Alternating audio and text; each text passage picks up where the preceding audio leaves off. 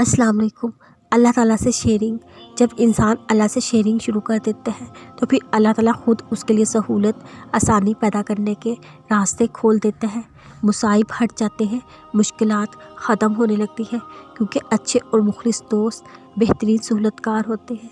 अल्लाह ताला से बढ़कर हमारा बेहतरीन दोस्त कौन हो सकता है।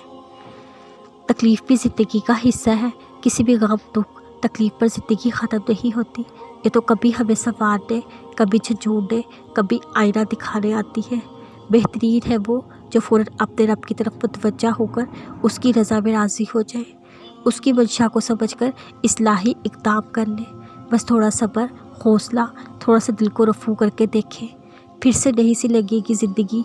ज़िंदगी एक ही तो है, खुश रखिए, खुश रहिए। एक आंसू काफ़ी है। अल्लाह ताला को मुखातिब करने के लिए हमारा एक आंसू काफ़ी होता है। जब उसको हम उस वक्त याद करते हैं जब हमें उसकी सबसे ज़्यादा ज़रूरत होती है। वो ज़रूर किसी न किसी तरीके से मदद करता है। वो इंसान को हमेशा याद रखता है, मगर ये इंसान ही है जो पाक ज़ात को बार बार भूल जाता है। अल्लाह ताला को प्यार आता होगा ना इस लड़की पे जो सख्त मुश्किल में है, लेकिन नमाज में रोते हुए माँ के किसी काम के पुकारने पर फ़ौरन सलाम फेरने के बाद बच्चों की तरह दोनों हाथों की पश से भीगे गाल साफ़ करती है। खुद को कंपोज करते हुए भीगी आवाज़ को नॉर्मल करने की कोशिश में लगी रहती है। जवाब देती है, हाँ जी अम्मी। बहन भाइयों से नॉर्मल होती है।